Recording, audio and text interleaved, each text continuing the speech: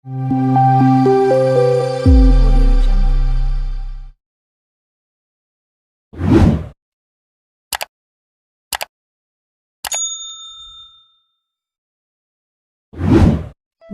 নাম ছিল সবুজরাঙা। চারদিকে সবুজ মাঠ, তালগাছ আর কাঁচা রাস্তা। সেই গ্রামেই বিয়ে হয়ে এল রূপা, এক নতুন বউ। শহরে বড় হওয়া রূপার গ্রামের জীবন একেবারেই নতুন ছিল। প্রথম প্রথম সে একটু ভয়ই পেত। মাটির ঘর, হাঁস মুরগি, গরু, সবই তার কাছে অচেনা। রূপার শ্বশুরবাড়িতে ছোট একটা উঠান ছিল। সেখানে কয়েকটা দেশি মুরগি ঘুরে বেড়াত, কিন্তু কেউ তেমন যত্ন নিত না। মুরগিগুলো যেমন তেমন ডিম দিত, অনেক সময় শেয়াল এসে ধরে নিয়ে যেত। রূপা একদিন ভাবল, এভাবে তো হবে না, একটু যত্ন করলে তো ভালো ফল পাওয়া যায়। একদিন সকালে সে শাশুড়ির কাছে বলল, মা, আমি যদি মুরগি চাষটা একটু গুছিয়ে করি, কেমন হয়? শাশুড়ি একটু অবাক হয়ে বললেন, তুই পারবি নাকি? রূপা হেসে বলল, চেষ্টা করলে সবই পারা যায়। সেই থেকেই শুরু। রূপা প্রথমে উঠান পরিষ্কার করল, পুরনো বাঁশ আর টিন দিয়ে একটা ছোট মুরগির ঘর বানালো। তারপর বাজার থেকে কিছু খাবার আর ওষুধ এনে মুরগিগুলোর যত্ন নিতে লাগল। প্রতিদিন সকালে সে মুরগিদের খাবার দিত, পানি বদলাত, আর ঘর পরিষ্কার রাখত। ধীরে ধীরে পরিবর্তন দেখা গেল।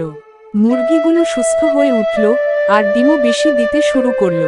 আগে যেখানে দিনে 2-3টা ডিম পাওয়া যেত, এখন সেখানে 5-6টা ডিম পাওয়া যাচ্ছে। রূপা সেই ডিমগুলো গ্রামের বাজারে বিক্রি করতে শুরু করল।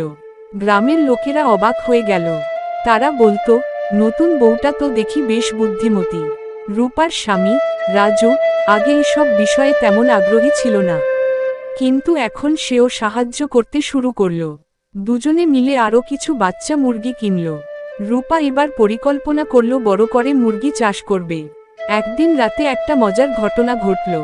রূপা শুনল মুরগির ঘরে কেমন যেন শব্দ হচ্ছে। সে আর রাজু লাঠি নিয়ে দৌড়ে গেল। গিয়ে দেখে একটা শেয়াল ঢুকতে চেষ্টা করছে।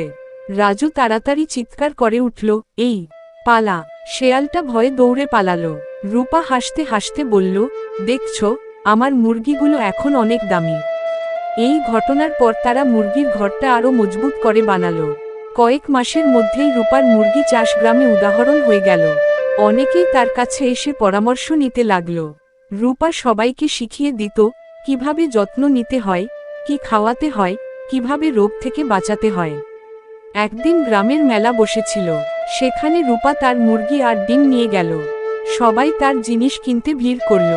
গ্রামের প্রধান তাকে ডেকে বললেন, তুমি আমাদের গ্রামের গর্ব। তুমি দেখিয়ে দিয়েছ, ইচ্ছা আর পরিশ্রম থাকলে যে কেউ সফল হতে পারে।